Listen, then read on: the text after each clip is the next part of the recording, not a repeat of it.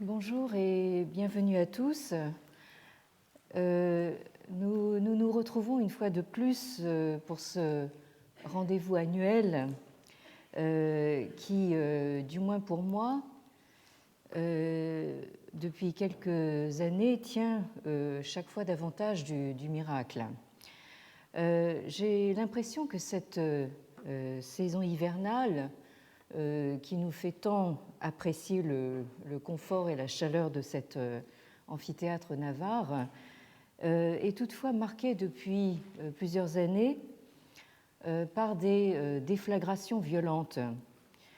D'abord, une déflagration sur le plan personnel, avec la perte de l'homme avec qui j'ai partagé 30 années de ma vie.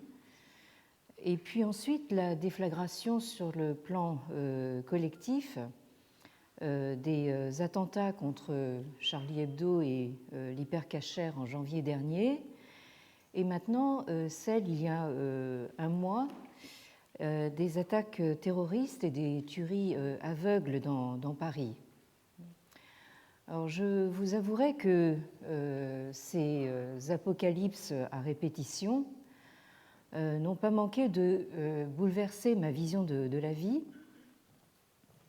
qui m'apparaît désormais dans toute sa précarité et sa fragilité, et qui semble rendre futile et vaine toute volonté d'accomplir quoi que ce soit. Je reste cependant consciente que ma mission au Collège de France est une mission avant tout de service public, et qu'il me faut donc continuer à garder avec vous les yeux ouverts sur le monde, quoi qu'il en coûte, et à maintenir une parole vivante. Alors juste un mot d'explication pour ceux d'entre vous qui se sont peut-être étonnés que le cours ne reprenne qu'aujourd'hui. C'était dûment annoncé dans le programme. J'étais jeudi dernier à Chicago pour un colloque conjoint entre l'Université de Chicago et le Collège de France.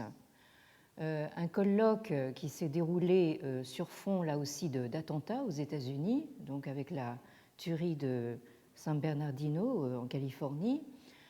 Un colloque consacré aux représentations que se font l'un de l'autre l'Occident et l'Orient.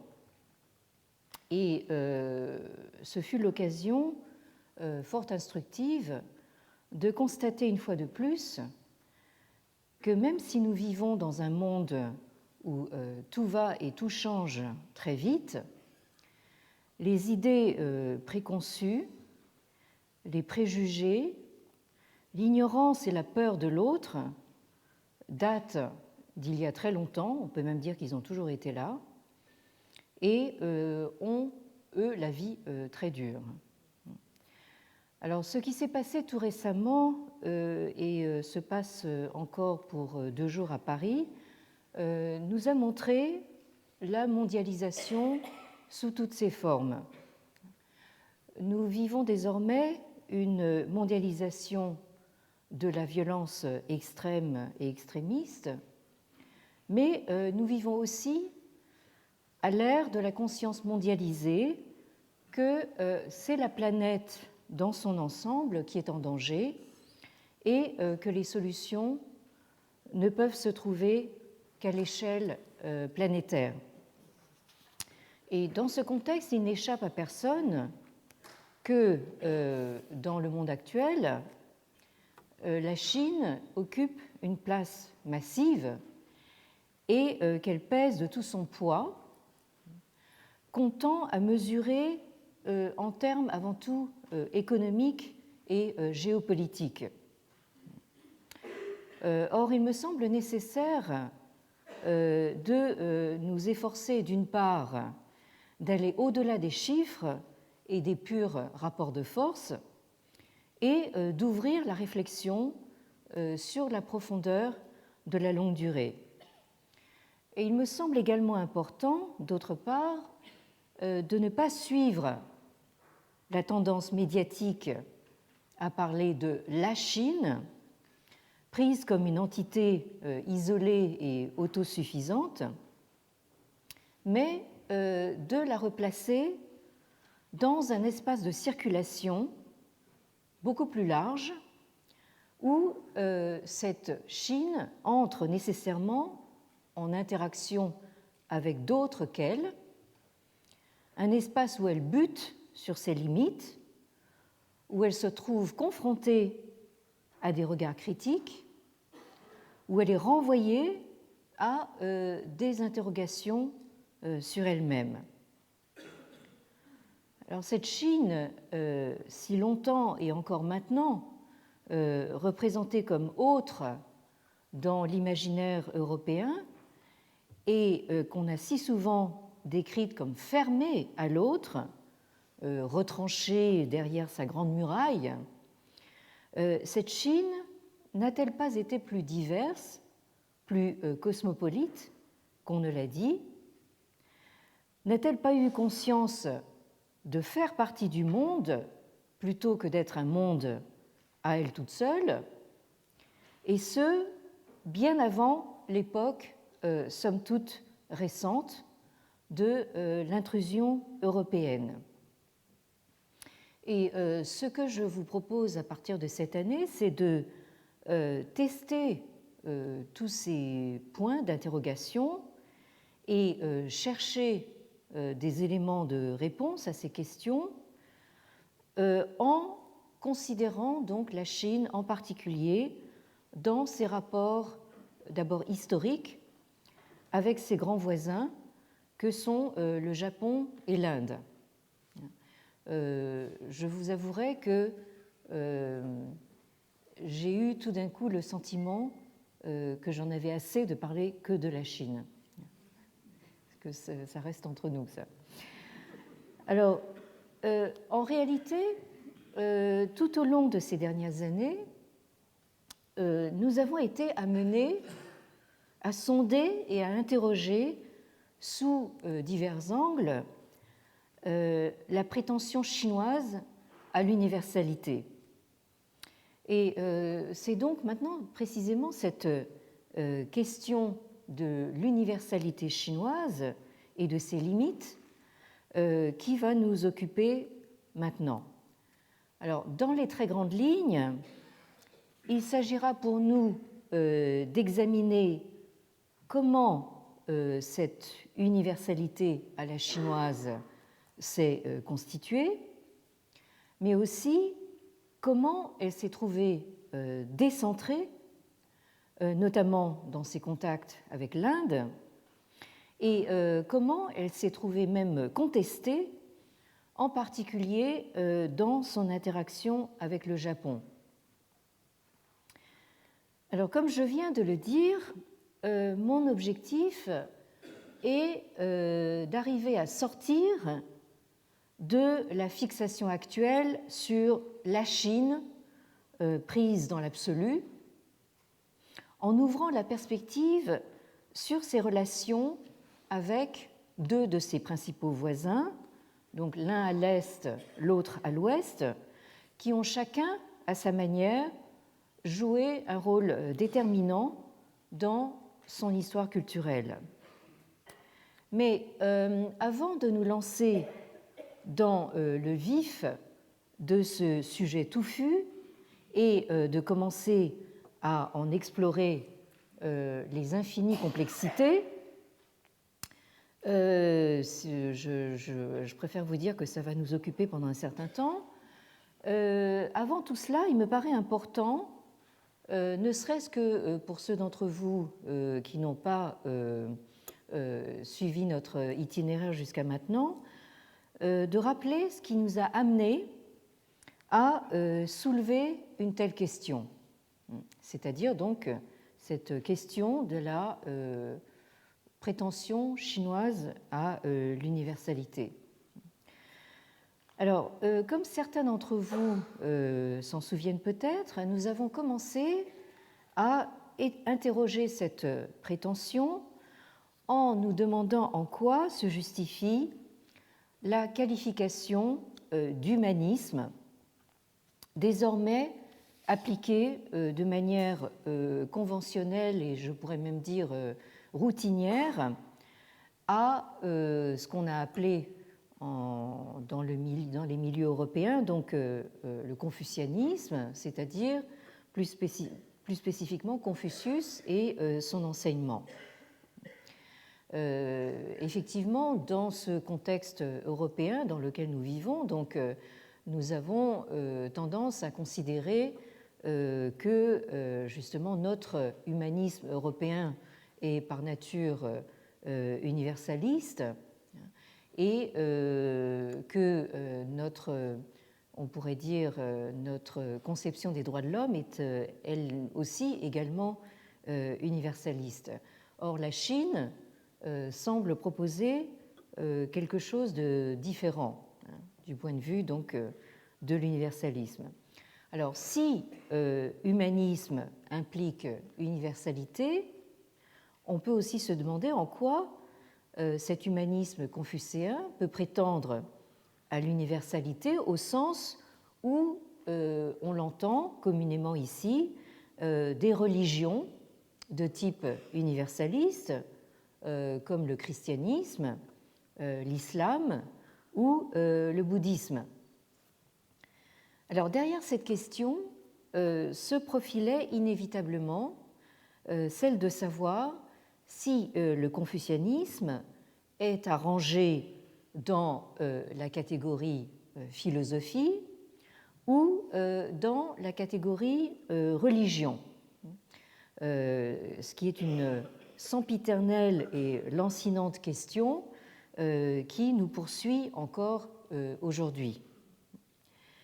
Alors, au cours de ces dernières années, nous avons retracé les tribulations, non pas d'un Chinois en Chine, mais de Confucius et de son enseignement, déplacés en quelque sorte comme des pions sur l'échiquier de la géographie intellectuelle européenne moderne.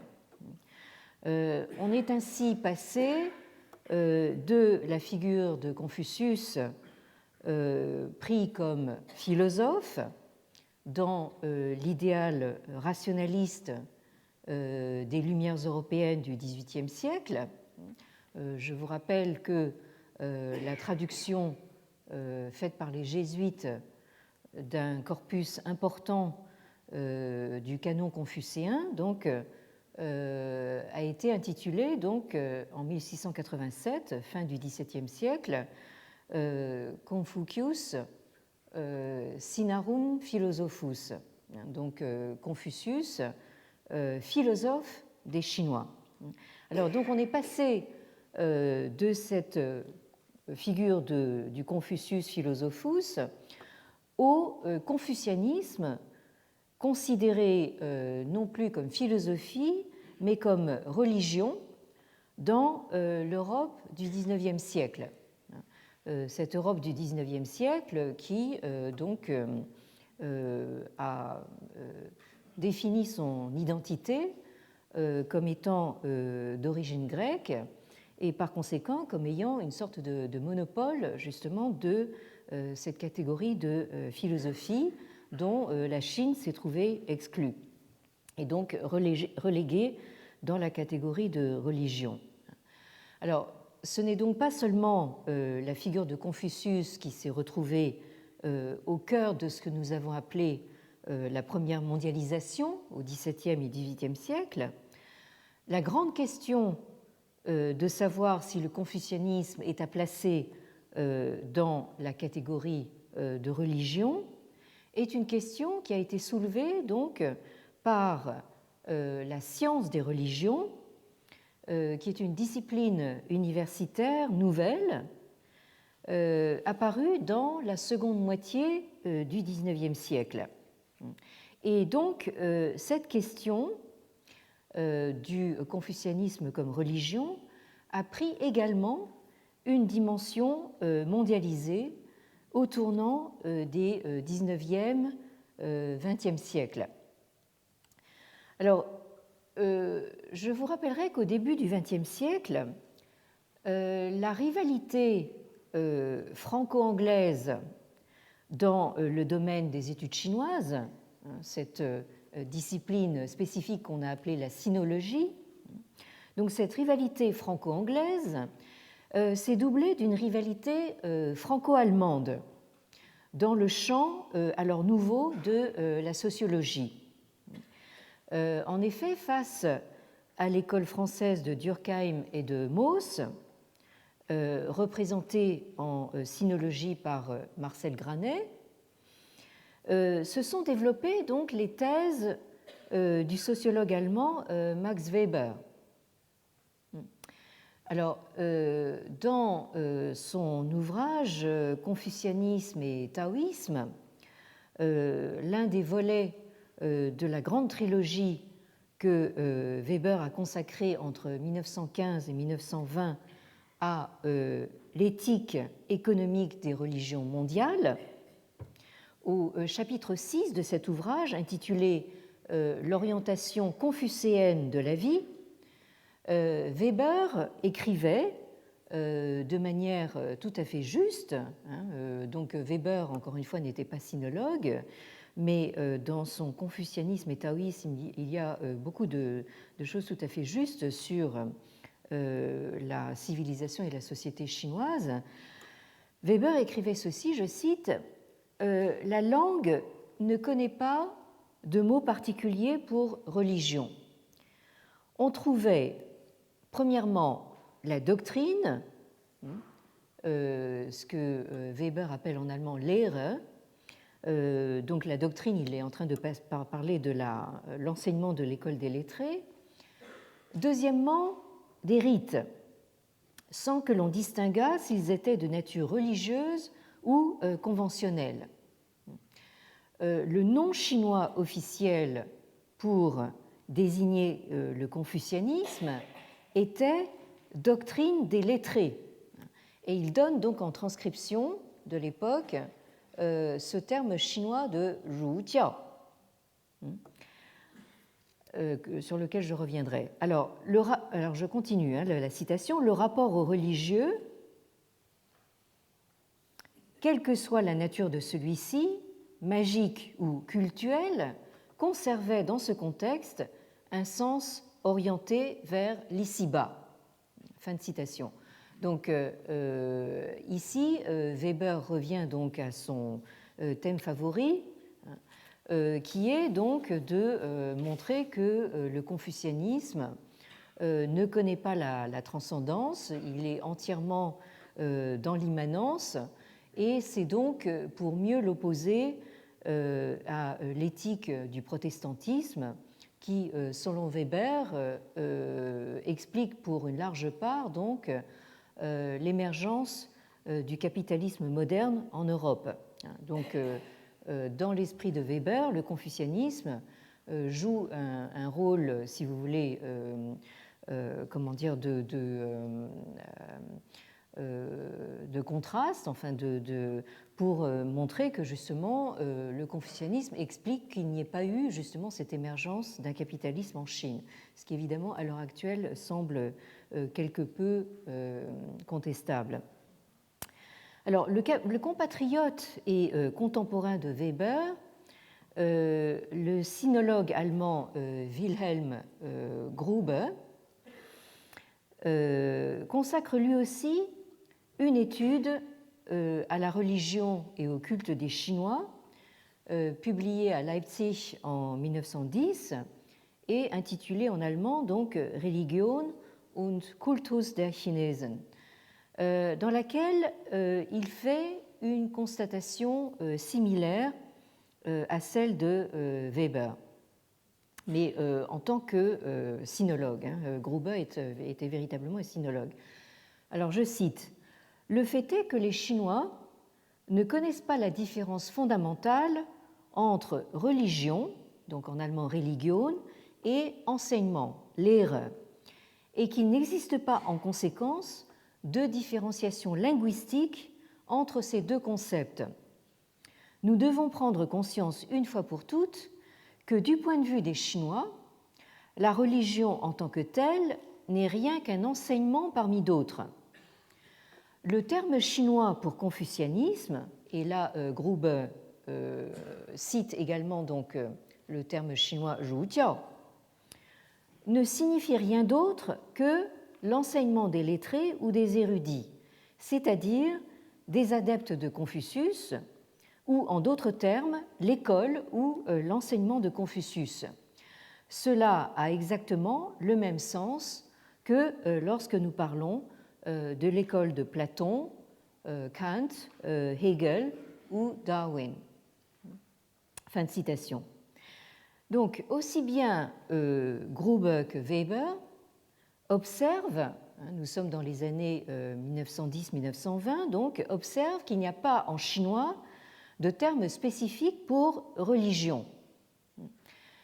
Pour eux, il existe bien deux termes connexes, à savoir d'un côté Lehre, enseignement ou doctrine, et Riten, donc les rites. Donc le premier terme, Lehre, se référant à une école des lettrés, tandis que le second, Riten, est employé par les Chinois sans distinguer, je cite Weber, s'ils sont de nature religieuse ou conventionnelle. En outre, le terme officiel chinois Zhujiao, donc cité donc par ces deux savants allemands, et traduit par le néologisme européen confucianisme, ne désigne pas une religion, mais cette doctrine ou enseignement des lettrés. En d'autres termes, Weber et Gruber ont bien vu que la catégorie de religion, au sens où elle est entendue dans le contexte européen et avant tout chrétien, religion entendue comme système structuré de croyances et de pratiques, séparé de la société et organisant les fidèles en une église. Donc cette conception-là de la religion n'est pas adaptée pour rendre compte de cette notion chinoise de jiao, donc le composé de cette expression Zhu Jiao. Or, c'est autour de ce terme de jiao que s'est formé tout un conglomérat de malentendus dont nous avons encore du mal à nous extirper aujourd'hui. La complication vient du fait que c'est ce terme de jiao qui a été utilisé pour former un néologisme en japonais, le japonais donc shukyo, prononcé en chinois donc zongjiao. Donc c'est ce néologisme adopté du japonais aux alentours de 1900, c'est-à-dire au tournant des 19e, 20e siècles, pour traduire le concept occidental de religion. Donc ce mot zongjiao ou shukyo en japonais, qui aujourd'hui traduit conventionnellement le mot religion, est composé donc de zong, qui désigne la lignée ancestrale principale, et de jiao, qui veut dire donc enseignement ou doctrine. Alors c'est ce composé qui a été adopté au Japon dans les toutes premières années de l'ère Meiji, entre 1868 et 1912. Cette ère Meiji qui a marqué au Japon cet effort extraordinaire de modernisation, c'est-à-dire d'occidentalisation. Alors ce terme donc a été adopté au Japon et a ensuite été importé à la toute fin du XIXe siècle en Chine, où il s'est retrouvé dans les toutes premières tentatives de traduction en chinois de textes concernant la religion et l'Église chrétienne. Alors, ce terme de zhongjiao apparaît donc comme l'un de ces nombreux néologismes qui ont été forgés pour traduire des concepts européens dans ce Japon de l'ère Meiji lancé dans la course à la modernisation sur le modèle occidental, puis emprunté tel quel en Chine, ce qui a été pour la Chine une extraordinaire commodité du fait de l'identité de l'écriture. L'écriture japonaise étant en partie composée donc de ces fameux kanji, c'est-à-dire de ces caractères chinois qui ont été empruntés à la Chine par le Japon dans le courant du premier millénaire de l'ère chrétienne. Donc vous avez cette proximité de l'écriture qui a grandement facilité donc ce transfert de savoir du Japon vers la Chine. Donc on pourrait dire que la Chine a ainsi reçu du Japon un nouvel équipement terminologique, en quelque sorte clé en main. Et ça, c'est évidemment un apport que, en Chine actuellement, on a un peu tendance à passer sous silence, vu en tenant compte évidemment de l'histoire assez tourmentée entre le Japon et la Chine au cours du XXe siècle. Alors, c'est donc avec l'introduction par la médiation japonaise du concept occidental de religion, traduit par zhongjiao, que la question du caractère religieux ou non du confucianisme a commencé à obséder les esprits en leur imposant de prendre parti et de se prononcer pour ou contre. Donc, dans la modernité du 1er XXe siècle chinois, vous avez donc les partisans justement de cette thèse que le confucianisme est en effet une religion et les opposants donc à cette thèse. Alors jusqu'à la fin du XIXe siècle, le confucianisme apparaissait pourtant non seulement comme un jiao, c'est-à-dire comme un enseignement, mais comme le jiao archétypal par lequel il faut entendre avant tout le li jiao, c'est-à-dire littéralement l'enseignement ou la science des rites. Et en cela, donc, nos deux savants allemands que j'ai cités tout à l'heure, donc Weber et Gruber, avaient bien raison justement d'identifier donc d'une part l'enseignement et d'autre part donc les rites. Donc pour les Chinois, en fait, vous aviez tout simplement un enseignement des rites. Alors, nous avons longuement insisté l'an dernier sur le caractère essentiellement continuiste de cet enseignement rituel ou ritualiste qui imprègne intégralement la conception confucéenne du monde cosmique comme du monde, enfin comme du corps sociopolitique. Et j'aimerais donc revenir justement sur ce caractère continuiste parce que c'est quelque chose d'important pour comprendre la suite de notre propos. Le continuisme du ritualisme confucéen ne constitue pas un corps de doctrine, de notions ou de valeurs abstraites. Parce que quand on parle de doctrine confucéenne, on a tendance à traduire dans des termes qui nous sont plus familiers, c'est-à-dire donc une sorte de corpus de notions, de valeurs ou de croyances abstraites. Ce continuisme se traduit dans des pratiques qui peuvent aller des rites, des grands rites cérémoniels de la cour impériale, jusqu'à des pratiques domestiques, voire individuelles, que ce soit des pratiques d'ordre éthique, esthétique, diététique, thérapeutique ou tout autre tique.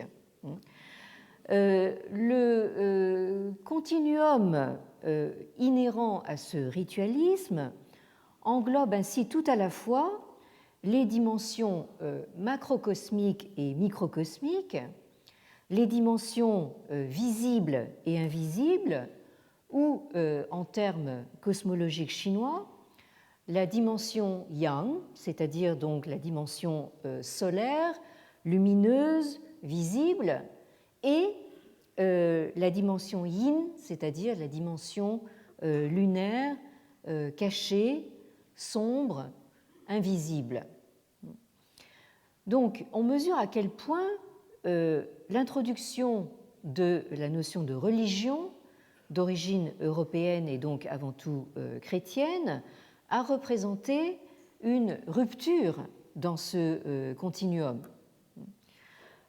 Par contraste, la conception proprement religieuse se caractérise avant tout comme dualiste, en établissant une claire démarcation entre le transcendant et l'immanent, entre le divin et l'humain, entre le sacré et le profane, entre le clérical et le laïque, entre le religieux et le séculier, entre ce qui revient à Dieu et ce qui revient à César. En somme, ce dualisme semble s'opposer radicalement donc à ce continuisme ritualiste qui fonde la dimension indissolublement politico-religieuse du pouvoir en Chine. Alors, on trouve l'illustration et l'explicitation de cette vision continuiste dans les grands traités ritualistes compilés à l'époque Han, c'est-à-dire au moment de la fondation véritablement de l'ère impériale, entre le IIe siècle avant et le IIe siècle de l'ère chrétienne. Donc, à ce moment où se mettent en place les structures politiques d'un nouvel ordre impérial centralisé. Et je rappellerai que cette dynastie Han a joué un rôle déterminant donc dans la constitution d'une identité chinoise qui est restée donc Han depuis cette époque. Alors, sous les Han, il existe plusieurs compendia portant sur les rites qui sont étonnamment volumineux, surtout au regard des ouvrages de l'époque. Je rappellerai que nous avons à l'époque une contrainte matérielle dans le fait que les ouvrages sont tous manuscrits sur des supports de latte de bois ou de bambou et par conséquent extrêmement long à écrire et lourd à transporter. Donc nous avons ces compendia ritualistes qui sont d'une longueur assez remarquable pour cette époque. Donc à bien des égards, l'accent mis sur les rites et sur la culture ritualiste semble constituer un trait spécifique de cette période du tout début de l'ère impériale, qui correspond donc, comme on l'a vu, au tournant de l'ère chrétienne, cette époque où se fait jour le besoin d'intégrer dans une même vision unifiée tous les éléments de la vie sociale et politique. Alors, ces compendia ritualistes traitent en effet tout aussi bien des rites officiels, tels que les grands sacrifices et rituels de cour, que, je l'ai dit tout à l'heure, des rites domestiques, notamment ceux du mariage et du deuil, et même des rites de la vie individuelle et personnelle. Vous avez des indications rituelles sur la façon correcte de se comporter, de se vêtir, ou même de se nourrir. Alors, autant dire que li, que vous avez ici, donc, est un terme générique qui sert à désigner un faisceau de réalités et de pratiques très diverses et situées à des niveaux très différents. Et pourtant, donc, qui font partie d'un même ensemble. Alors, l'un de ces compendia est le traité des rites, en chinois donc le Li Ji, qui, soit dit en passant, fait l'objet de notre séminaire de lecture du jeudi après-midi, et encore cette année. Nous nous apprêtons à lire le chapitre justement intitulé Ru Xing, c'est-à-dire donc le comportement du Ru, hein, ou donc du lettré, ce fameux Ru qui intervient donc dans le Rujiao dont parlaient nos savants allemands, hein, donc c'est lettré confucéen. Alors, le chapitre 7, ce chapitre Li Yun sur l'évolution des rites, dans le traité des rites, place dans la bouche de Confucius un propos qui fait des rites un moyen d'établir la continuité entre le céleste et l'humain. C'est un passage que nous avons étudié l'an dernier, donc je me contente de le lire en traduction. Vous avez le texte original donc en projection. Yan Yan, donc, qui est un disciple de Confucius, interroge de nouveau, hein, pose cette autre question. Les rites sont-ils donc littéralement d'une telle urgence, c'est-à-dire d'une importance si vitale? Et Confucius répond, les rites, c'est ce qui a permis aux anciens rois de seconder la voix du ciel et d'ordonner les sentiments des humains. Donc je vous ai souligné en rouge ce parallélisme entre le Tianzhi Dao, c'est-à-dire donc la voix du ciel, et Renzhi Qing, c'est-à-dire donc les sentiments ou les émotions donc des humains. Celui qui perd cela de vue est un homme mort, alors que celui qui le préserve vivra. Vous avez ensuite une citation du livre des poèmes, qui est considéré dans la tradition confucéenne comme un livre canonique. Donc, ce livre des poèmes dit « Le rat, hein, c'est le rat, hein, vous prenez un rat, hein, il est bien doté de membres. Hein, et si vous prenez un homme, hein, comment est-ce qu'il peut être dépourvu de rites? Autrement dit, un homme sans rite, c'est comme un rat qui n'aurait pas de membres. Et la citation des poèmes continue en disant « Un homme dépourvu de rite ne ferait-il pas mieux de mourir tout de suite ?» Autrement dit, puisqu'il n'est pas humain, hein, il serait mieux mort.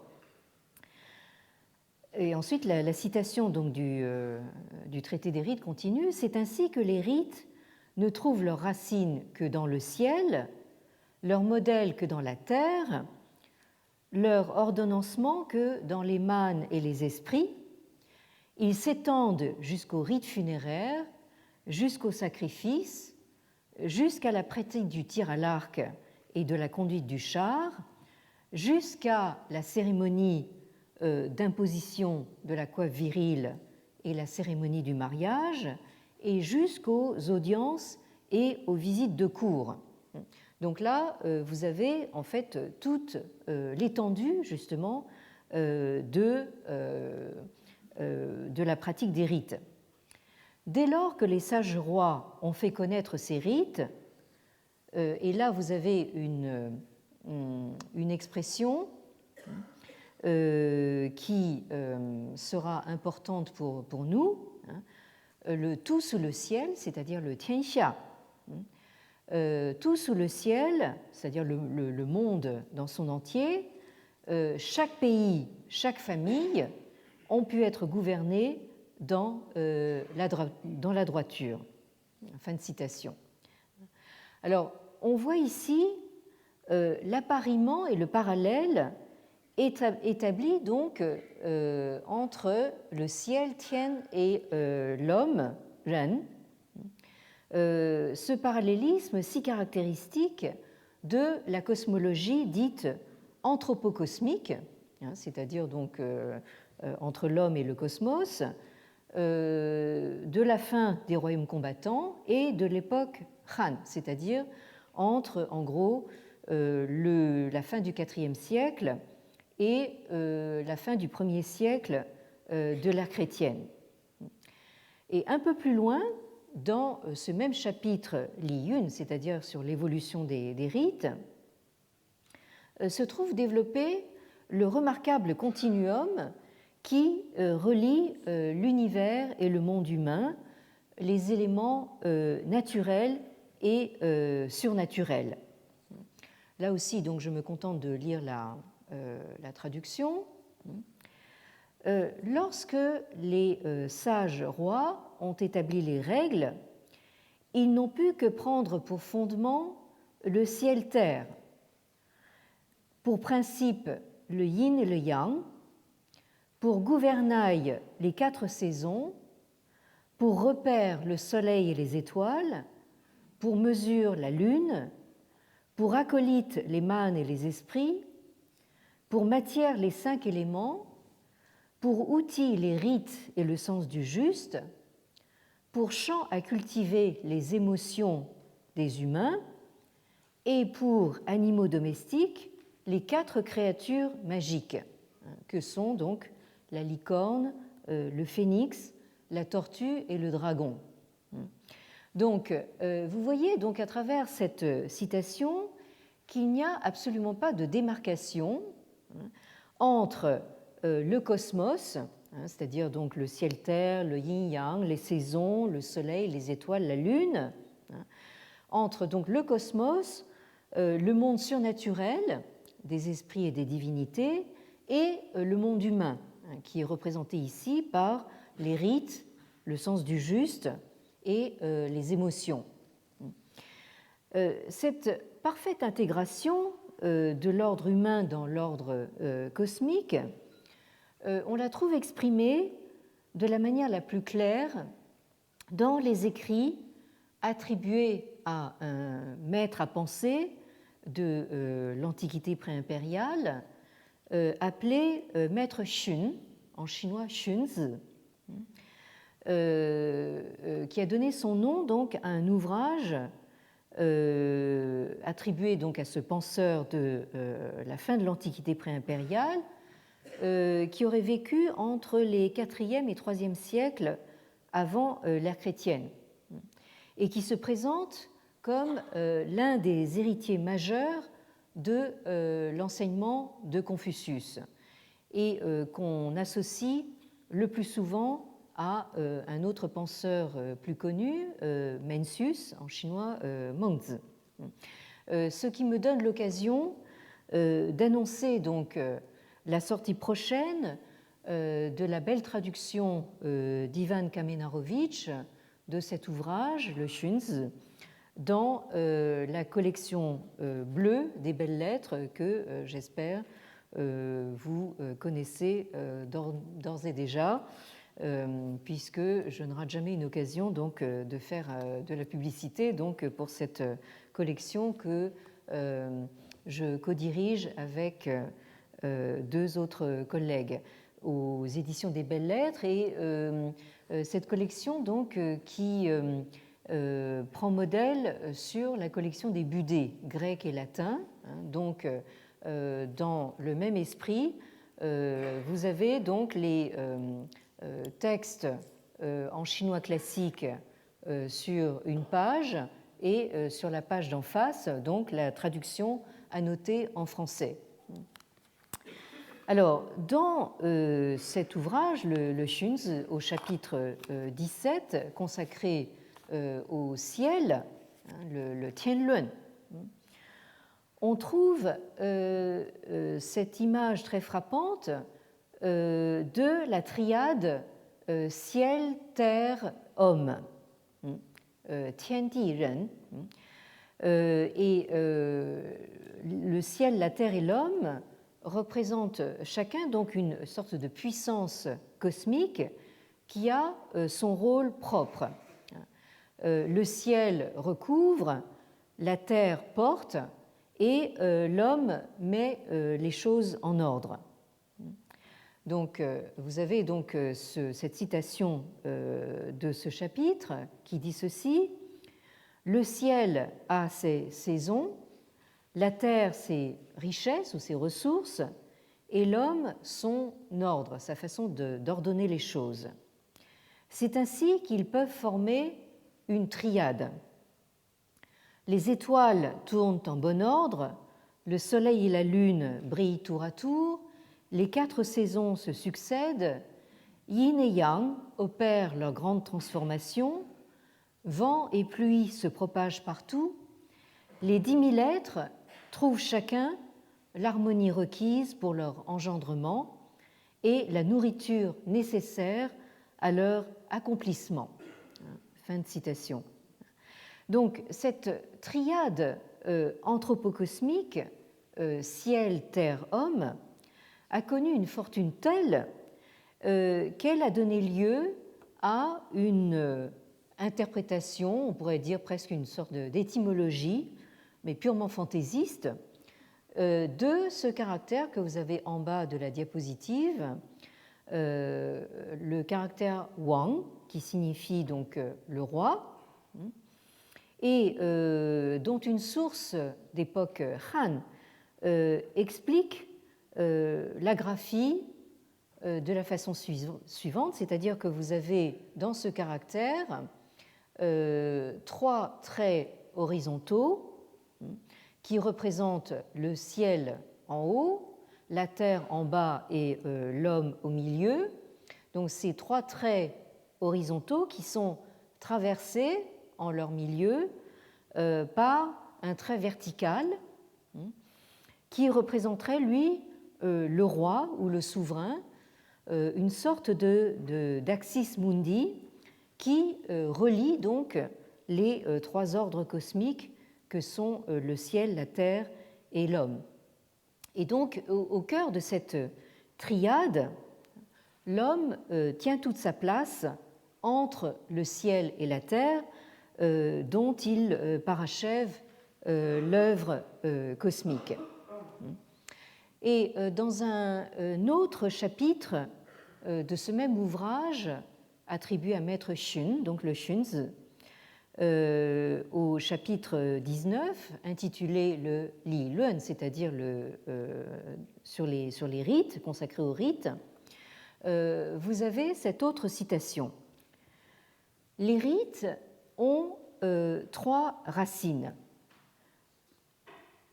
La première racine, c'est le ciel-terre, qui est la racine de la vie. La deuxième, ce sont les ancêtres, qui sont la racine de la famille. La troisième racine, ce sont les princes et les maîtres, qui sont la racine de l'ordre humain. En effet, sans le ciel-terre, quelle vie y aurait-il? Sans les ancêtres, quelle famille y aurait-il? Et sans prince ni maître, quel ordre humain y aurait-il? S'il manque une seule de ces 3 racines, il n'y a pas de sécurité possible pour l'homme, donc de vie assurée pour l'homme.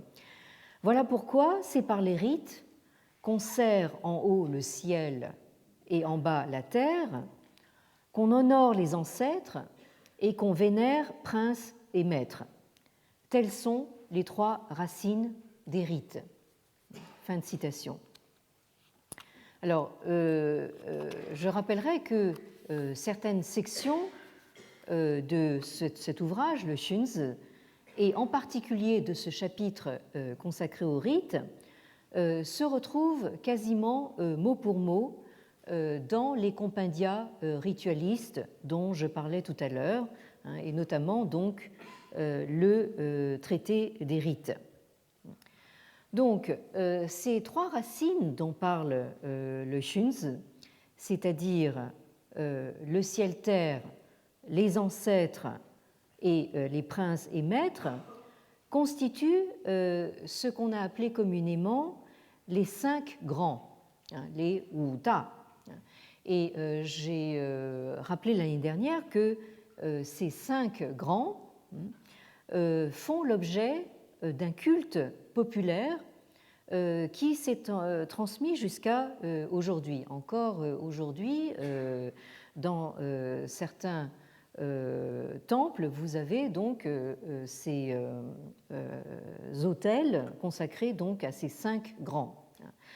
Donc on peut dire que depuis les sources anciennes et jusque dans les pratiques cultuelles contemporaines, toute la vision chinoise du monde est habitée par la continuité entre le ciel-terre, c'est-à-dire l'ordre cosmique, et l'ordre humain, qui se traduit en termes religieux